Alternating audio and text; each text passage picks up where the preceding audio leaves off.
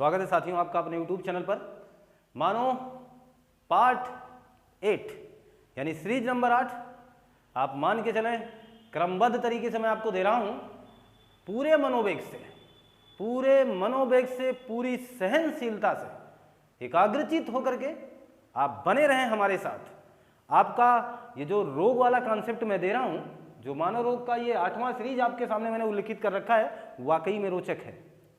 अद्भुत रोगों के साथ मैं हमेशा जुड़ा रहता हूं और मैंने आपसे हमेशा कहा कि मेरे जो कॉन्सेप्ट होंगे, मेरी जो सोच है, मैंने जो सोचा है आपके लिए सचमुच अच्छा सोचा है। और आप भी ये सोच के चलें कि हमारी तैयारी बेहतर हो, हमें ज़्यादा से ज़्यादा पढ़ने की आवश्यकता है, क्योंकि हम कम से काम कतई चलाने वाले नहीं हैं। तो हमारा मानव पार्ट यानी मानव रोग का जो 8वां सीरीज है, इसमें हम लोग देखेंगे अभी 7वें सीरीज में 6ठे सीरीज में हम लोग वायरस जनित रोगों पर चर्चा कर रहे थे और अभी भी वायरस जनित कुछ रोग हैं जिन पर हमें चर्चा करनी आवश्यक है। मैं उनसे शुरुआत करता हूं, यानी आपको वहीं से जोड़ लेता हूं जहां हम लोग वायरस जनित रोगों पर चर्चा कर रहे थे। वायरस जनित रोग, यहीं से कुछ हम आपको जोड़ ले रहे हैं। वायरस जनित रोग अभी आप इसके सीरीज नंबर 7 में, सीरीज 6 में आप लगातार देख ही रहे हैं। और अब हम बात करते हैं एक महत्वपूर्ण रोग जीका वायरस की। जीका वायरस की मैं अगर जीका वायरस की बात करूं तो नाइंसाफी हो जाएगी मादा एंडीज एजिप्टाई की, बेइज्जती हो जाएगी मादा एंडीज एजिप्टाई मच्छर की। तो मैं बेइज्जती नहीं करूंगा इनका, क्योंकि आप बड़े ताकतवर हैं, आपको कैसे मैं बेइज्जत कर सकता हूं। मादा एंडीज एजिप्टाई, इनको तो अब भाई अपने जहन में जगह दे ही दीजिए, क्योंकि बहुत खतरनाक प्रजाति है ये एंडीज एजिप्टाई। ये मच्छर की प्रजाति है और एंडीज एजिप्टाई में भी अलग अलग वैरायटी के मच्छर हैं, क्वालिटी वाले हैं, अलग अलग तरीके के मच्छर हैं। किसी पर धारी बनी है मोटी वाली और किसी पर पतली पतली धारियां हैं। आप जरा ध्यान दे, अगर देंगे या दिए हैं तो आप जरा ध्यान देना, जो डेंगू का मच्छर है वो भी मादा एंडीज एजिप्टाई है। जो चिकनगुनिया का मच्छर है वह भी मादा एंडीज एजिप्टाई है। अंतर क्या है, उनकी धारी मोटी मोटी है और इनकी धारियां थोड़ी सी पतली है। जाति एक है, परिवार एक है, बस थोड़ा सा रंग रूप में परिवर्तन है। तो आप इन्हें ये मान के चलें कि बहुत ही खतरनाक मच्छर है ये मादा एंडीज एजिप्टाई, बहुत ही शालीन मच्छर है ये। शालीनता का मतलब प्रेम जुड़ा है, ये जानते हो। हमेशा यानी धूप में आपको कभी टच नहीं करेंगे, यानी बहुत ज़्यादा उजाला होगा तो आपको ये टच करने वाले में से नहीं है। ये हमेशा शाम की तरफ या सायंकाल में, जब शाम हो रहा होगा या जब वही सुबह होने वाली होती है, यानी सूर्य निकलने के ठीक पहले और सूर्यास्त होने के ठीक बाद इनका कार्यक्रम चालू होता है। और ये ज़्यादा ऊंचाई पर उड़ नहीं पाते हैं, इनकी ऊंचाई बहुत ज़्यादा नहीं होती है, 2 से 3 फीट ही ऊपर ये उड़ते हैं, ज़्यादा उड़ नहीं पाते। कहो क्यों? क्योंकि वजन ज़्यादा होता है, खून ज़्यादा चूसते हैं। तो समस्या इस बात की है, ज़्यादा उड़ भी नहीं पाते हैं। तो आप अगर अपने घुटनों तक के आसपास का एरिया काफ़ी अच्छे ढंग से सेफ रख पाएँ तो पक्की बात है इनसे बच जाएंगे। ये सारी बातें इन पर चर्चा हो ही रही है, तो ज़्यादा यही समय काटेंगे। मैं डेंगू की बात कर लिया था, मैंने चिकनगुनिया के बारे में भी बात कर लिया है।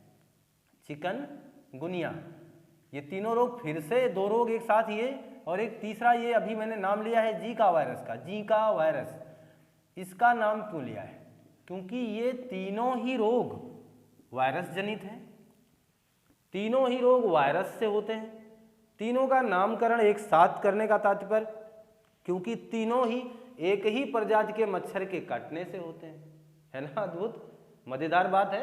इसलिए मैंने तीनों को एक साथ रख दिया कि मादा एंडीज एजिप्टाई मच्छर काटेगी तो ये तीनों समस्याएं हैं। इसमें भी बुखार होगा, इसमें भी बुखार होगा, जीका वायरस में भी आपकी हालत खराब हो जाएगी, मस्तिष्क प्रभावित हो जाएगा। मजाक बात नहीं है, आप मान के चलें कि बहुत ही खतरनाक रोग है। बुखार सर चढ़ के बोलेगा, बुखार इस कदर आपको होगा कि हालत खराब कर देगा। जीका वायरस, मैंने डेंगू की बात कर ली है, आपने डेंगू को देखा है, आपने प्लेटलेट्स नष्ट हो जाते हैं, प्लेटलेट्स की कमी आ जाती है, डॉक्टर साहब इंजेक्शन लगाने से कतराते हैं, है ना अद्भुत।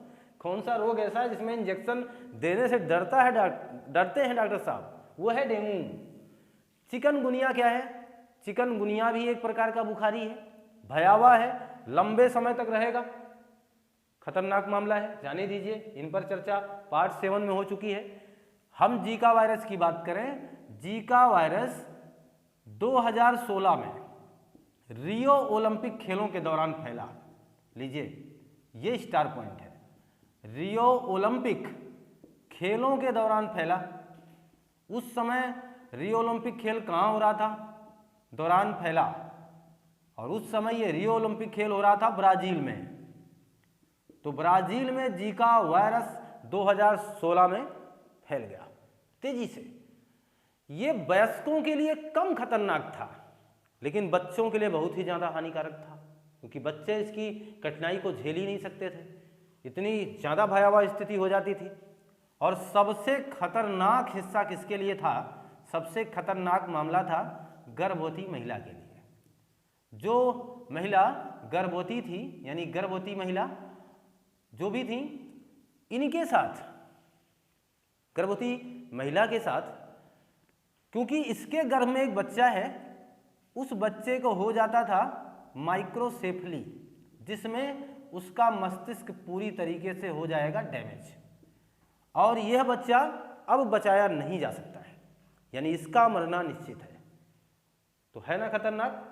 जहां आप बचाए जा सकते थे, जहां आप वयस्क थे, जहां आपकी सुरक्षा संभव थी, वहां तक तो संभव थी, वहां तक मैं उसे बहुत ज़्यादा खतरनाक नहीं मानूंगा, क्योंकि मैं तो कह दूंगा आप बच जाओगे भाई, बहुत समस्या नहीं, रोग तो होते ही रहते हैं। लेकिन अब इस गर्भवती महिला को अगर ये जीका वायरस मिल गया, इनसे इसे मोहब्बत हो गई, तो पक्की बात जान लेना, ये मोहब्बत जान ले लेगी। और जान किसकी लेगी? इस महिला की नहीं, उसके अंदर पल रहे उस बच्चे की क्या ले लेगी? जान। और वो जान ये बेचारा दे ही देगा। कौन? वो बच्चा दे देगा कुर्बानी, और बच्चे को मरना पड़ेगा। तो माइक्रोसेफली रोग, ध्यान दीजिएगा, किस में होता है? बच्चों में होता है, गर्भ में होता है। और वो कब होता है? जब जीका वायरस अटैक करता है, तब होता है। 2016 में रियो ओलंपिक खेलों के दौरान फैला था। महत्वपूर्ण बातें मैं मान के चलूं कि आप समझ पा रहे हैं। तो अब हम बात कर लेते हैं एक महत्वपूर्ण रोग, चमकी बुखार की। चमकी बुखार, चमकी बुखार जो कि 2019 में बिहार में बहुत ही तेजी से फैला, बिहार में तेजी से फैला था, तेजी से फैला। और इसका कारक था एन्सेफेलाइटिस, एन्सेफेलाइटिस नाम का वायरस, एन्सेफेलाइटिस वायरस। ये इसकी प्रजातियां हैं, ऐसा मत मान के चलिएगा कि वायरस लिख दिया मैंने तो वायरस ही है। वायरस की प्रजातियां हैं, किसी किसी रोग में ये वायरस की प्रजातियां इसलिए रखी जाती हैं क्योंकि इनके कई कारक चमकी बुखार के लाने का दायित्व निभा सकते हैं, इसलिए ऐसा लिख दिया जाता है। एन्सेफेलाइटिस वायरस चमकी बुखार लाने का कारक है। ये फैला कहाँ? बिहार में। सबसे ज्यादा प्रभावित राज्य कौन था इस मामले में? तो बिहार।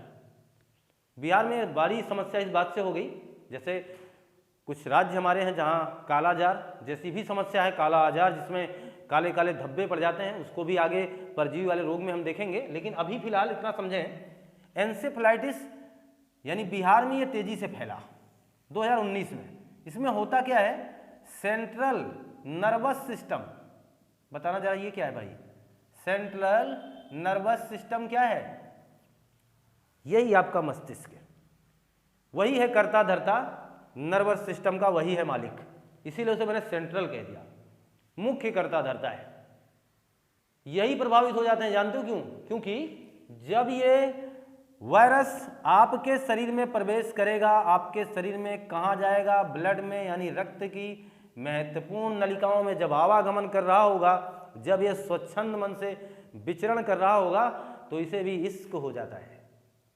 और ये वहीं पर क्या करता है, प्रजनन करता है, वहीं पर प्रजनन करता है और इसी प्रजनन के दायित्व में निर्वहन करते हुए लाखों की संख्या में बच्चों को जन्म देते हैं, बच्चों को जन्म दे दिया जाता है, क्योंकि इनका प्यार कहाँ फैलता है, उसी ब्लड में हमारे।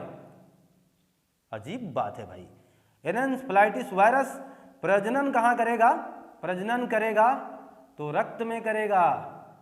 अजीब है, अपनी अपनी तैयारी लोग मोहब्बत कहाँ कहाँ कर जाते हैं। राम और सीता ने बगीचे में कर लिया, यहाँ के लोगों ने सड़कों पे कर लिया, आज के जमाने वालों ने पता नहीं क्या क्या कर दिया।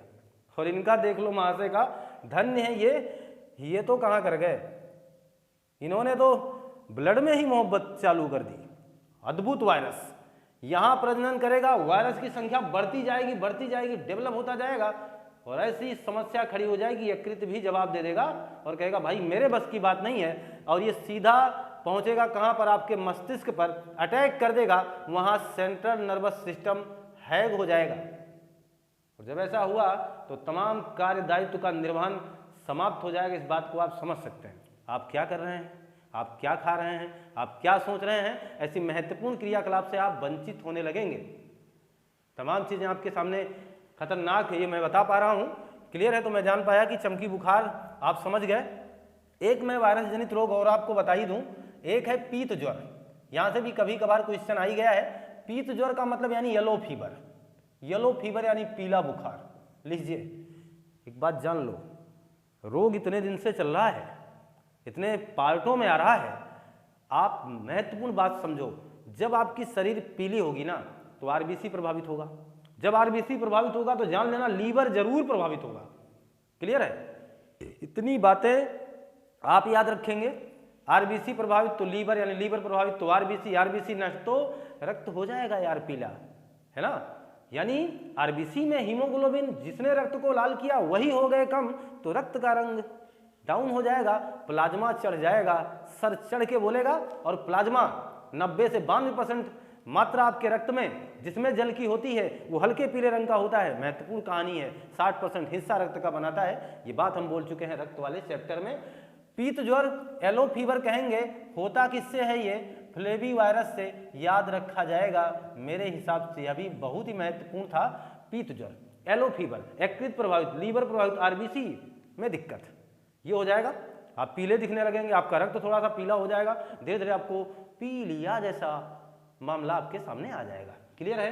तो ये रोग आपके सामने, जो मैंने वायरस जनित रोगों की थोड़ी सी पिक्चर आपके सामने डालने का प्रयास किया, क्योंकि वायरस के काफ़ी चैप्टर सीरीजें दौड़ के आ रही हैं। उसी सीरीज में कुछ ऐसे महत्वपूर्ण रोगों को मैंने आपके साथ जोड़ दिया है। आप इसका स्क्रीनशॉट ले लीजिए।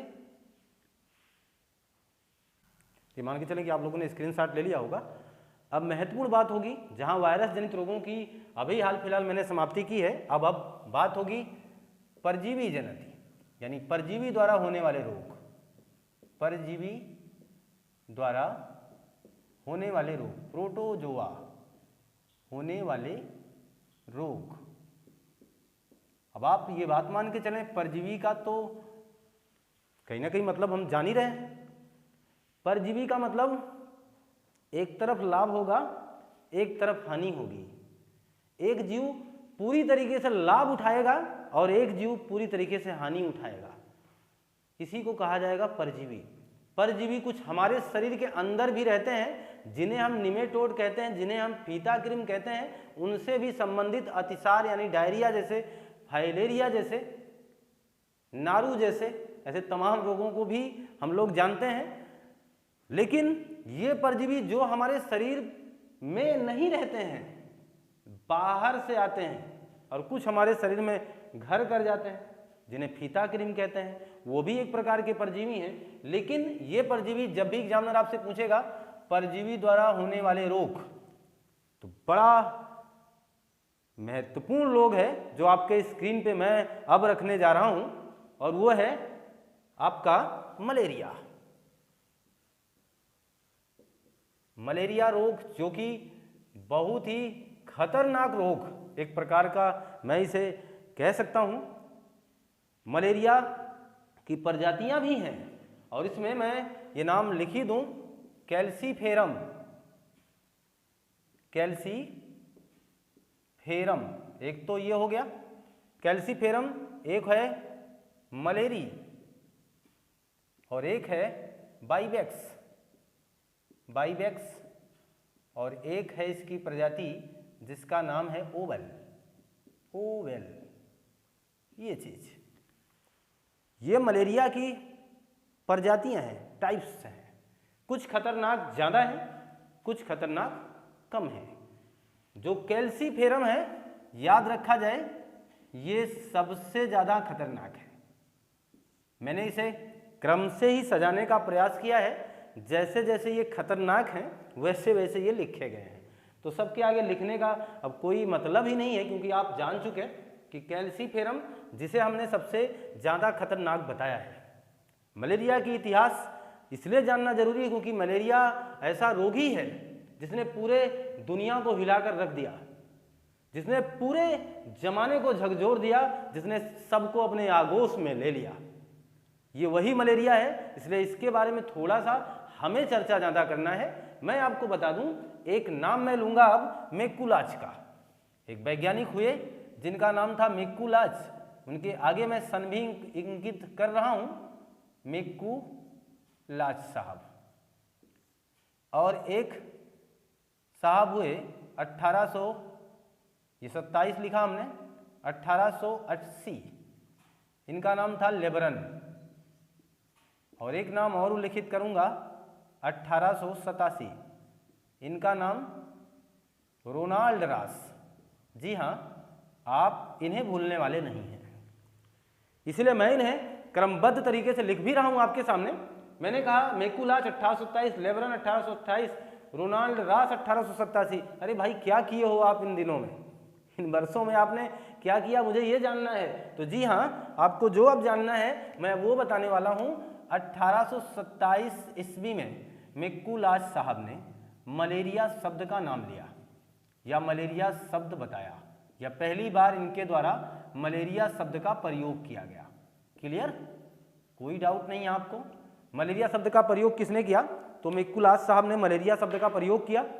अब जरा ध्यान दें, 1880 जो हमने इंगित कर रखा है, लेबरन जहां लिखा हुआ है, मैं यहां आपको बता दूं, मलेरिया का जो परजीवी है जिसका नाम है प्लाज्मोडियम, प्लाज्मोडियम परजीवी की खोज किसने की? तो ये लेबरन साहब थे। प्लाज्मोडियम परजीवी की खोज करता लेबरन साहब हो गए। मैकुलाच साहब ने नाम दिया मलेरिया। लीजिए, अद्भुत है, अभी कुछ कहानी बिगड़ी ही नहीं थी। इसके 1887 में ये निष्कर्ष निकाल दिया रोनाल्ड रास जी ने। इन्होंने कहा प्लाज्मोडियम परजीवी से। लीजिए, केवल ढूंढना ही बेहतर नहीं था, इन्होंने खोज लिया था प्लाज्मोडियम परजीवी, लेकिन कोई ये बताने वाला नहीं था कि मलेरिया किससे हो रहा है। रोनाल्ड रास साहब ने क्या किया? प्लाज्मोडियम परजीवी से मलेरिया होता है। इन्होंने कहा प्लाज्मोडियम परजीवी से मलेरिया होता है जो मादा एनाफ्लीज मच्छर, लीजिए फिर मच्छर, मादा एनाफ्लीज मच्छर के काटने पर होता है। हद हो गई, कितने रोग मच्छर वाले हैं। प्लाज्मोडियम परजीवी से मलेरिया होता है जो मादा एनाफ्लीज मच्छर के काटने से होता है। ये बात बोलने वाले, ये बात सिद्ध करने वाले वैज्ञानिक कौन हुए? रोनाल्ड रास साहब। इन्होंने ये तर्क दिया और इसे सिद्ध करके दिया। इसीलिए रोनाल्ड रास साहब को अगर मैं मलेरिया का जनक कह दूं तो कोई दिक्कत नहीं, कहा जाता है। मलेरिया का जनक किसे कहा जाएगा? रोनाल्ड रास साहब को। क्यों? क्योंकि यही वो व्यक्ति हैं जिन्होंने सिद्ध किया कि प्लाज्मोडियम परजीवी से मलेरिया होता है जो मादा एनाफ्लीज मच्छर के लार्वा में होता है। जब वो काटेगी, जब वो आपको डंक मारेगी, जब वो आपका खून चूसेगी, तब ये आपके रक्त में चला जाएगा। क्लियर? यहाँ जरा ध्यान देना, इतने मच्छरों के रोग चल रहे हैं, आप मच्छरों से अपने आप को बचाएं भाई। मैं ये बात बार बार कह दूं आपसे। वाह, अभी इसके पहले आपने डेंगू देखा, चिकनगुनिया देखा, जीका वायरस देखा, मादा एंडीज इजिप्टाई से हुआ। और यहाँ देखना जरा, फिर आ गया एक मच्छर जिसका नाम है मादा एनाफिलीज। समझना जरा, ये मच्छर आपको ज़्यादातर उसी तरीके से, डेंगू वाला तो आपको शाम सुबह काटेगा, लेकिन एनाफिलीज ऐसा नहीं है, ये कभी भी काट लेगा। इसका काम ऐसा नहीं है कि ये 4 ही फुट की ऊंचाई पे उड़ेगा, ये और ऊंचाई तक उड़ जाएगा, है ना अद्भुत। तो ये और भी खतरनाक है, मादा एनाफिलीज मच्छर और भी खतरनाक है क्योंकि ये उनसे कहीं ज़्यादा एग्रेसिव और तेज है। आप जरा बताना, मैं आपसे बार बार ये कहता रहा हूं कि मादा मच्छर ही खून चूसती है जबकि नर नहीं चूसता, क्योंकि नर शाकाहारी होता है और मादा यहाँ पर मांसाहारी है। मादा जो मच्छर है वो क्या है, मांसाहारी है, और नर मच्छर क्या है, वो शाकाहारी है। इस बात को ध्यान दें। मादा मच्छर जो है, अगर ये खून चूसेगी तो क्यों खून चूसती है, आप कह सकते हैं सर क्यों नहीं चूसती है फिर, क्योंकि ये खून क्यों चूसती है और नर क्यों नहीं चूसता है, ये भी तो प्रश्न हमारा हो सकता है ना कि सर मादा मच्छर अगर खून चूसते हैं तो क्यों चूसती है बार बार, आप तो कह ही रहे हैं क्यों चूसती है। इसका कारण जानते हैं क्या है, इसका कारण है क्योंकि इसे अंडा देना है, क्योंकि इसे अंडा देना है। ये एक बार में, सारी बातें समझ लो, एक बार में 300 अंडा दे सकती है, 300 अंडा दे सकती है, और पूरे जीवन काल में 500 अंडा, अपने पूरे जीवन काल में 500 अंडा देगी। क्योंकि इसे अंडा देना है इसीलिए खून चूसती है। फिर समझ में नहीं आया, अंडा देने के लिए खून की क्या आवश्यकता होगी, है ना, अंडा देने के लिए खून की क्या आवश्यकता होगी, तो समझना इसे खून की आवश्यकता इसलिए हो गई क्योंकि इसे प्रोटीन की जरूरत है, प्रोटीन की जरूरत है। तो ये प्रोटीन की जरूरत को पूरा करने के लिए खून चूसती है। तो आज से ये प्रश्न आप ध्यान रखना कि मच्छर खून क्यों चूसते हैं। मच्छर खून इसलिए चूसते हैं क्योंकि उन्हें अंडा देना होता है, इसलिए वो अपने खून की पूर्ति में, यानी प्रोटीन की पूर्ति में, अपने जीवन के निर्वहन में खून बेचारे चूस लेते हैं। और उन्हें क्या पता कि मेरे अंदर ऐसे ऐसे रोग कारक पड़े हुए हैं जो संबंधित व्यक्ति को, जहां से मैं खून निकाल करके अपने जीवन चला रहा हूं, उसे प्रभावित कर देगा इस कदर। जी हाँ, प्रभावित कर देगा। इसलिए मच्छरों से तो बचना ही बचना आपको है।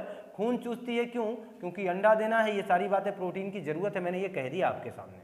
अब महत्वपूर्ण बात आप ध्यान रखो, क्योंकि यहां जरूरत यह है कि नाइंसाफी है, नाइंसाफी है इस बात की। नाइंसाफी किस बात की है, यहां पर भी देखो, नर बेचारा शाकाहारी है लेकिन मर पहले जाएगा।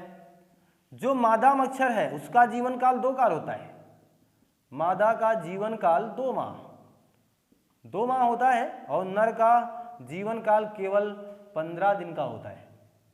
ये ज़्यादा दिन भी जीते हैं और ये जल्दी चले जाते हैं। हमारी बात समझ पा रहे हैं? ये मादा का जीवन 2 माह का, जबकि नर का जीवन कितना होता है, इतना ही। खून चूसने के बाद 2 दिन आराम करते हैं। रोचक बात बता रहा हूं, सारी बातें समझ लो क्योंकि मच्छर से परेशान है। जो खून चूसती है यानी मच्छर यानी महिला, खून चूसने के बाद 2 दिन आराम फिर वही काम, 2 दिन आराम फिर वही काम।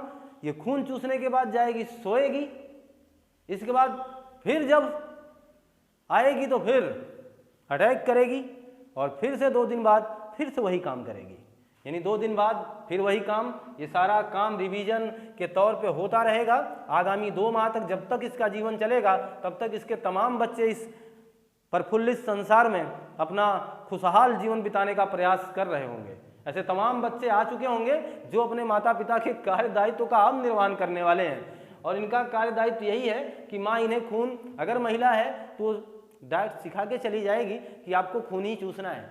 अच्छा मनुष्य देखना, अच्छा खासा खटाखट निकल लेना। अच्छा, कभी आपने सोचा कि हम कभी कभार ऐसे स्थानों पे चले जाते हैं जहां पर वाकई में मच्छर थे ही नहीं, लेकिन आप जैसे ही वहां 10-5 मिनट बैठते हैं मच्छर आ जाते हैं। आप ये सोच के जाइए कि मैं अपने कमरे में हूं तो चलो ठीक है, यहाँ मच्छर काट रहे हैं। अचानक आप छत पर चले गए और वहां भी कुछ समय बैठे रहे, मच्छर नहीं लगे, आपको लगा कि चलो जान नहीं पाए हैं, लेकिन फिर इसके बाद जान जाते हैं, मच्छर आ जाते हैं। कभी आपने सोचा क्यों? जानते हो क्यों? क्योंकि 72 72 फीट की दूरी तक ये मच्छर गंध पहचान लेंगे। और किसकी?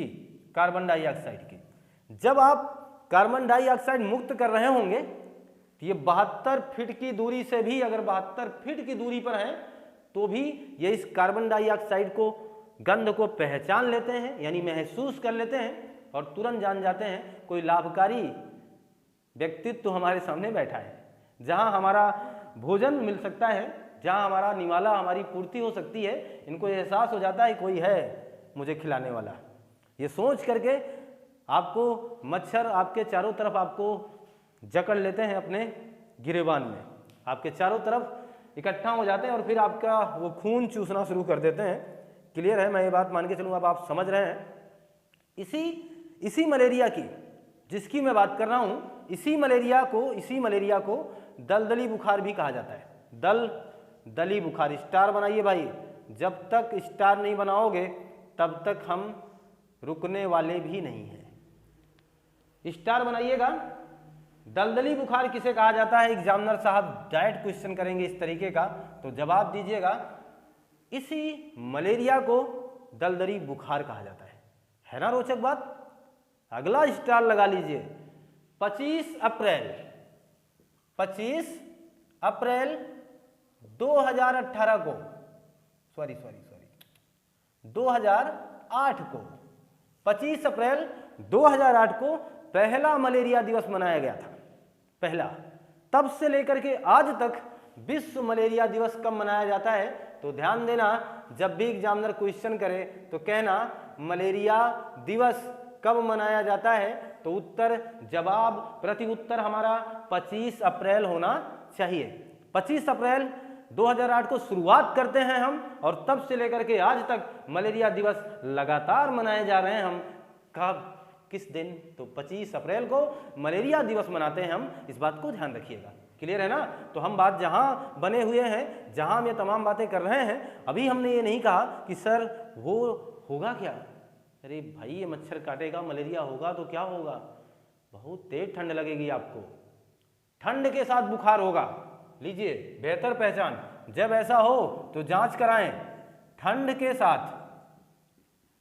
साथ क्या होगा? आपको बुखार होगा, तेज दर्द होगा बदन में, शरीर में ऐंठन होगी। ऐसी तमाम कहानियां जो आप रोगों से भली भांति वाकिफ हैं। ये रोग ऐसे ही मामूली रोग नहीं है। ठंड के साथ बुखार जानलेवा है, जान ले लेगा ये। और जहां जान चली जाएगी ना, वहां सच में हमें बचना है। तो ठंड के साथ बुखार लगेगा, ऐंठन होगी शरीर में। महत्वपूर्ण बात यह है कि नष्ट हो जाएगी आरबीसी। अटैक कहां होगा इस परजीवी का? ये परजीवी मैं यहां लिखित कर रहा हूं, आरबीसी यानी रेड ब्लड कार्प सेल्स, यानी लाल रुधिर कणिकाओं पर हमला बोल देगा और आरबीसी को नुकसान पहुंचाएगा। जरा बताना, अभी थोड़े से देर पहले हमने इसी क्लास में आपसे कहा था आरबीसी प्रभावित तो यकृत प्रभावित हो जाएगा। यहां देखना जरा, आरबीसी प्रभावित होगा, यकृत की जो कोशिकाएं हैं, यकृत की कोशिकाओं में ब्लास्ट हो जाएगा। कोशिकाएं ब्लास्ट हो जाएंगी, यानी ब्लास्ट होने का मतलब फटना शुरू हो जाएंगी।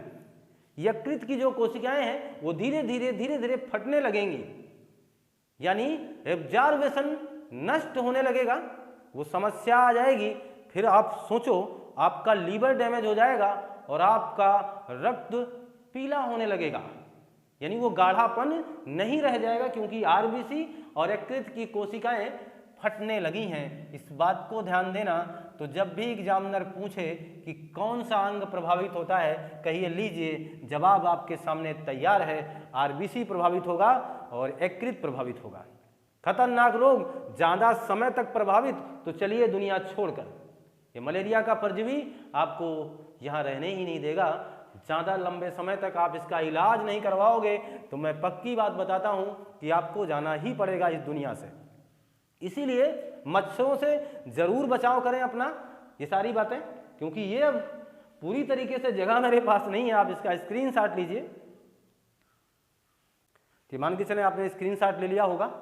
जहां हमने इस रोग की शुरुआत की, जहां हमने मलेरिया की चर्चा करना प्रारंभ किया, हमने मेकुलाज का नाम लिया। हमने लेबरन का नाम लिया, हमने इसके जनक रोनाल्ड रास का नाम लिया। आपको क्वेश्चन का प्रारूप बताने का प्रयास किया कि रोनाल्ड रास का संबंध किससे? मलेरिया से। मैकुलाज का संबंध किससे? मलेरिया से। लेबरन का संबंध किससे? मलेरिया से। एग्जामिनर पूछ सकता है। प्लाज्मोडियम है क्या? एक प्रकार का परजीवी है, मादा एनाफिलीज मच्छर के लार्वा में होगा। जब ये मच्छर आपको काटेगा यानी आपका खून चूसेगा तो आपके खून में ये लार्वा छूट जाएगा। फिर ये आपकी आरबीसी को प्रभावित करेगा, आपके यकृत को प्रभावित करेगा, धीरे धीरे आपको इतना प्रभावित कर देगा कि आपको इस दुनिया से पलायन करना पड़ेगा।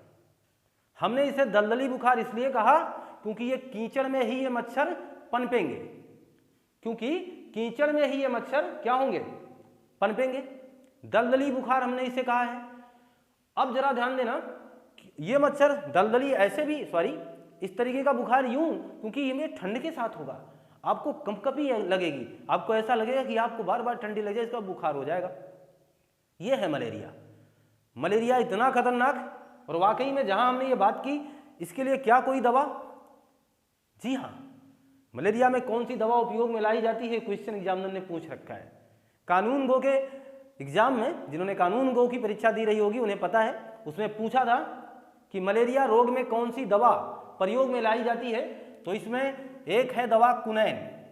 तो मैं यहाँ जहाँ इस तरीके का लिखूं, कुनैन दवा किसमें? मलेरिया रोग में।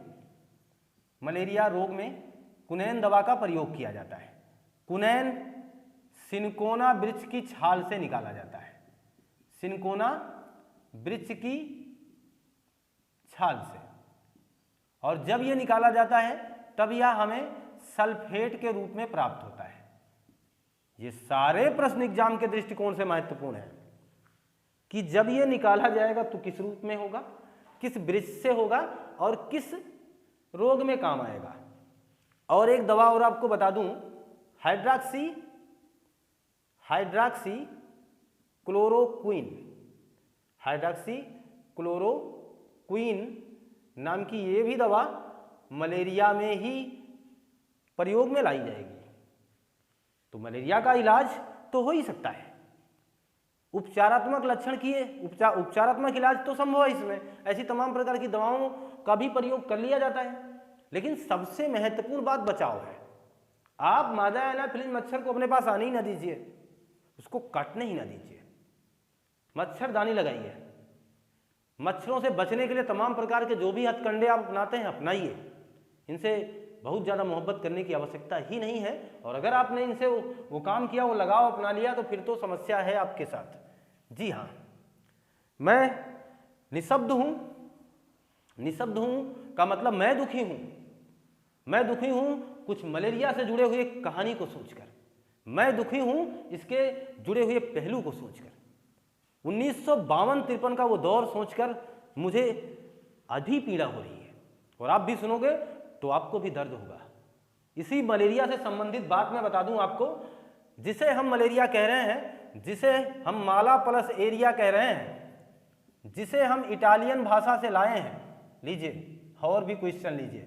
जिसे हम माला प्लस एरिया कह रहे हैं, जिसे हम इटालियन भाषा से लाए हैं, जिसका अर्थ है बुरी हवा। जिसका अर्थ है बुरी हवा, गंदी हवा। ये बात समझ रहे हैं? इटली में जब फैला लोगों ने इसे बुरी हवा कहा, और ये इटालियन भाषा का शब्द है मलेरिया।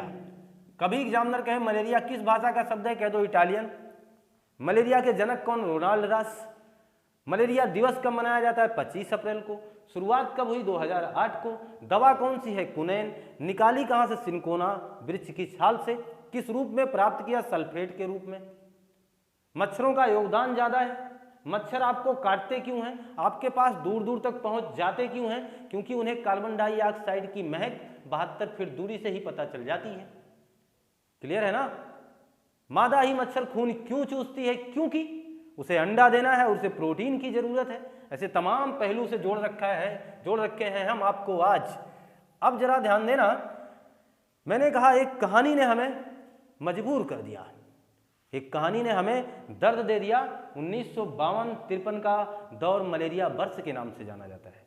क्वेश्चन की कमी नहीं है इसमें, और आप भी मजबूत स्टूडेंट की भांति रिसीव करते रहें। 1952-53 की बात करूं, 1952-1953 को हम मलेरिया वर्ष कहते हैं। क्यों कहते हैं? क्योंकि कुछ अद्भुत हुआ होगा। इस समय इस दुनिया से इसी मलेरिया रोग से 30 से 35 लाख लोग पलायन कर गए, यानी 30 से 35 लाख लोगों की क्या होगी? मृत्यु हो गई। बहुत खतरनाक स्थिति। आप जरा बताना, 1952-53 में जहां विश्व की जनसंख्या काफी कम थी, उस दौरान 30 से 35 लाख लोग चले जाएं, आज चले जाएंगे तो बस वही है कि समुद्र से एक लोटा जल निकल जाएगा, बहुत प्रभाव नहीं पड़ेगा। लेकिन उस समय जब पूरे विश्व की जनसंख्या आपके भारत के ही बराबर थी, पूरे विश्व की जनसंख्या 100 करोड़ रही होगी, मामूली जनसंख्या, बहुत ज्यादा जनसंख्या नहीं, लेकिन आज तो केवल यहां की जनसंख्या, तो उस समय 30 से 35 लाख लोग किसी एक रोग से मारे जाएं, कोई ऐसी बुरी हवा चले कि लोगों को इस लपेटे में लेकर निकल जाए, तो स्थिति भयानक थी। मलेरिया वर्ष के नाम से जाना जाता है। खतरनाक दिन आप याद करोगे तो आपको भी ये तकलीफें होंगी जिन्होंने प्राण गंवाए हैं इसमें। अब जरा ध्यान देना, ज्यादा दिन बीता, लोग प्रभावित थे, अचानक एक मसीहा, एक फरिश्ता चला आता है। अचानक एक मसीहा, एक फरिश्ता चला आता है जो 1955 में DDT, डाइफ्लोरो ट्राइक्लोरोएथेन, DDT नाम का रसायन बना देता है। DDT रसायन, ये लीजिए, जो जैव आवर्धन में आपने देखा है हमारे पर्यावरण पारिस्थितिकी तंत्र पार्ट में। जैव आवर्धन में हमने इस बात का जिक्र किया है कि DDT रसायन प्रत्येक पीढ़ी दर पीढ़ी एक पोषक स्तर से दूसरे पोषक स्तर में 10% का ग्रोथ करेगी। ठीक है, तो 1955 DDT रसायन, यहां क्लियर है मामला। आ गया एक मसीहा जिसका नाम था मूलर साहब ने DDT रसायन बना दिया। इन्होंने कहा इस रसायन का छिड़काव करने से मच्छर मर जाएंगे, और जब मच्छर मर जाएंगे तो ये जानें बच जाएंगी। शुरू हो गया छिड़काव, पूरी दुनिया ने काम करना शुरू कर दिया। इतनी भयानक स्थिति थी, जैसे ही गवर्नमेंट, किसी भी देश की गवर्नमेंट, जिसे ये बात पता चला, उन्होंने हाथों हाथ ले लिया, क्योंकि उसे चुनाव भी तो जीतना है।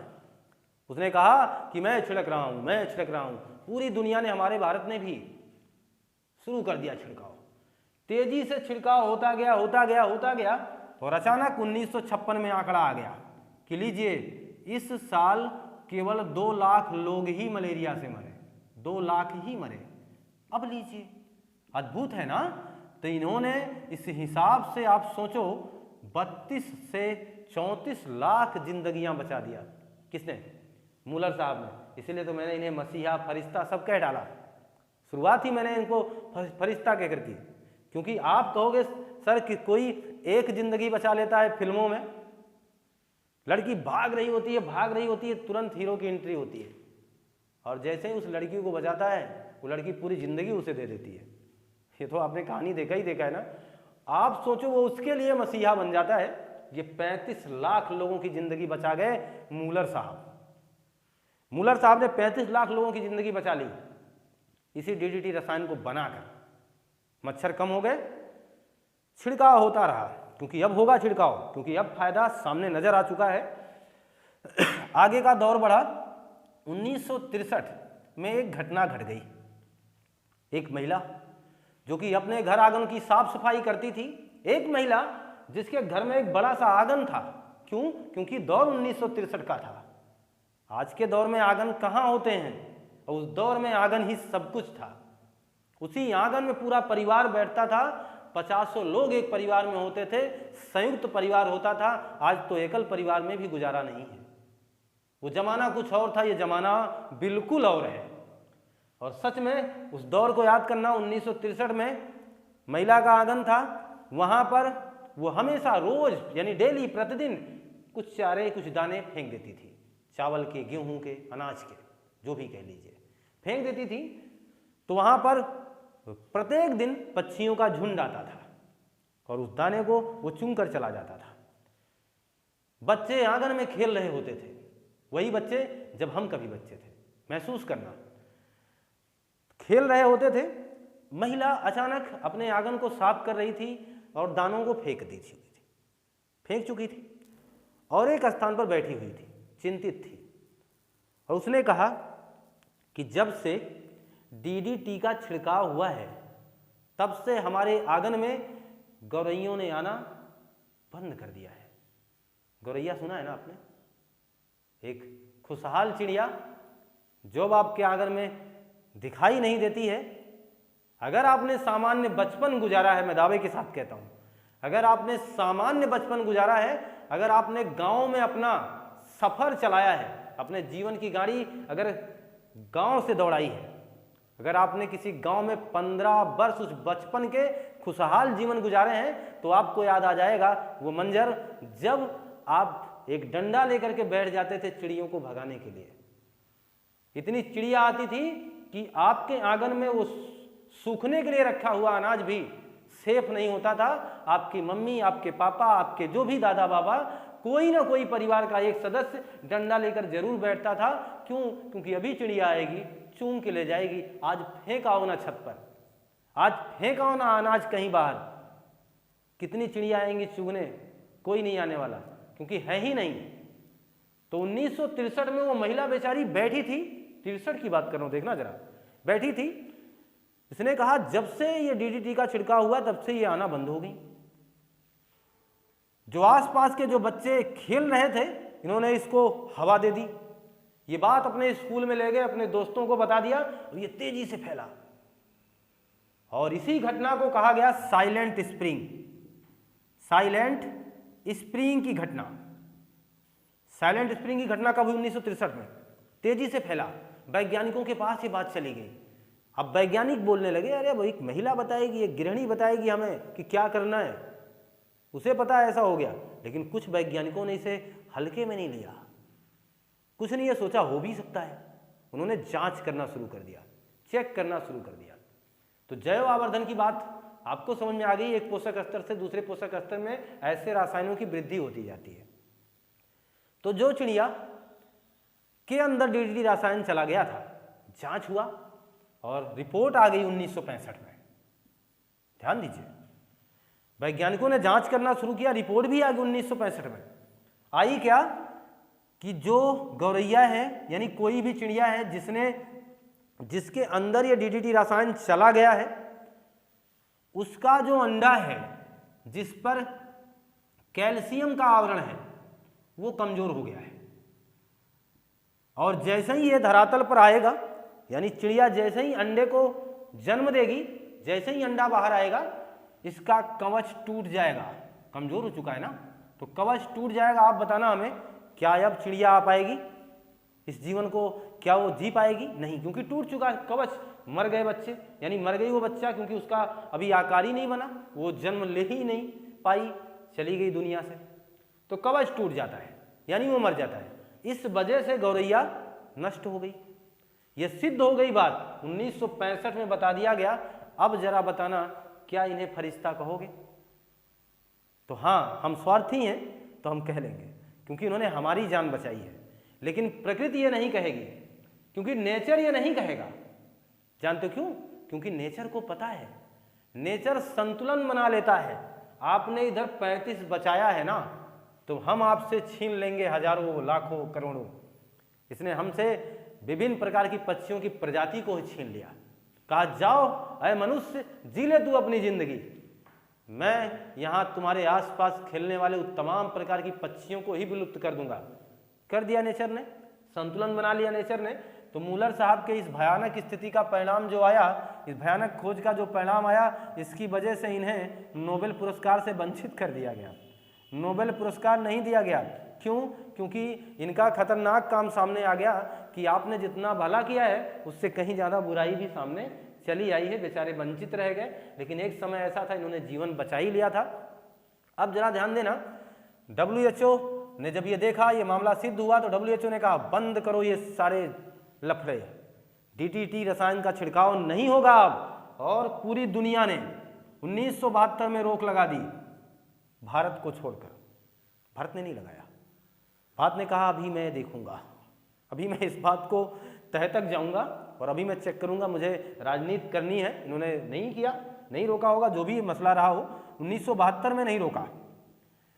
फिर WHO ने आगाह किया भारत को, कहा रोक दो अन्यथा परिणाम बुरा होगा, यहाँ के 3% जनसंख्या पागल हो जाएगी। हर तीसरा आदमी 3% सॉरी हर तीसरा आदमी पागल हो जाएगा, मस्तिष्क रूप से विकार हो जाएगा। तो 1984 में भारत ने रोक लगा दिया। अद्भुत बात तो यह है, जो रोक लगाने वाले हैं वो 1968 में दुनिया में सबसे पहले कीटनाशक अधिनियम बनाने वाले हैं। अगर ये बात किया जाए कि जिसने रोक लगाया है वो दुनिया में सबसे पहले कीटनाशक अधिनियम बनाया है और रोक सबसे बाद में लगाया है। अद्भुत है, हम कानून बनाते हैं और काम बाद में करते हैं। सारी दुनिया ने रोक लगा दिया जबकि किसी के पास कानून था ही नहीं है, किसी ने यह काम किया ही नहीं था। भारत पहले से इस बारे में चिंतित था। भारत पहले से जानता था कि ऐसे रसायन से नुकसान हो सकता है। भारत जैसा बुद्धिजीवी देश वाकई में धरातल पर हो, पटल पर हो, मुश्किल है। लेकिन भारत का जो कार्यदायित्व है वो किस तरीके से करेंगे ये समझ के परे है। क्योंकि हम भी भारत के हैं, तो हमें अपने देश पर गर्व है, हमें अपने देश पर पूरी तरीके से गर्व है। क्योंकि देखना जरा, हमारे देश ने जब दुनिया ने सोचा ही नहीं था तब इन्होंने कानून बना दिया था। लेकिन पता नहीं क्यों उन्होंने रोक लगाने में देरी कर दी। WHO ने जब इन्हें आगाह किया तब ऐसा हुआ। तो ये मलेरिया के इतिहास में, मलेरिया जैसे रोग में वाकई में मैंने एक कहानी का हिस्सा आपके साथ जोड़ने का प्रयास किया। और सचमुच मलेरिया बहुत ही खतरनाक रोग था। आज इस पर काफ़ी कुछ अंकुश लग गया है, लेकिन फिर भी आज भी पूरी दुनिया में 2 से 3 लाख लोग तो पलायन कर ही जाते हैं मलेरिया से। आज भी ये समस्या है, आज भी ये दवाइयाँ हैं, लेकिन फिर भी सबसे ज़्यादा रोग अगर मलेरिया से कहीं प्रभावित है तो अफ्रीका में। क्योंकि यहाँ घने जंगल हैं, यहाँ मच्छरों के, यहाँ दलदली भूमियाँ हैं, यहाँ मच्छर ज़्यादा मलेरिया के मिल जाएंगे और प्लाज्मोडियम परजीवी को ला करके आपके रक्त में डालेंगे और आपको पलायन करने के लिए मजबूर कर देंगे। क्लियर है? तो मैं बात मान के चलूँ कि आपको ये सारी बातें मैं अच्छे ढंग से दे पाया। आगे अभी पार्ट 9 भी आएगा, इसका सीरीज आगे बढ़ेगा क्योंकि अभी बहुत से रोगों पर हमें चर्चा करनी है। और मैं अपनी वाणी को अब यहीं विराम देना चाहता हूँ और आपसे विदा लेना चाहता हूँ और अपेक्षा करता हूँ कि आपको अगर ये कंटेंट बेहतर लगा हो, ये मेरी बार बार अभी आपसे रिक्वेस्ट है, गुजारिश है कि आप अपने चैनल को ग्रोथ दें। ये आपकी थोड़ी सी जिम्मेदारी बन जाती है। थोड़ा सा करना क्या है आपको, आप लाइक करें, शेयर करें, ज़्यादा से ज़्यादा सब्सक्राइब कराएं, एक दूसरे दोस्तों के पास फ़ोन कर दें, मैसेज कर लें, कमेंट करें, रिक्वेस्ट कर लें। ये अपने चैनल के लिए, हमारे लिए। तो इसी आशा उम्मीद, इसी विश्वास के साथ आपको छोड़े जाता हूँ, आपसे विदा लेता हूँ। मिलता हूँ मैं आपसे नई कक्षा में। आपका दिन शुभ हो। आपको बहुत बहुत धन्यवाद।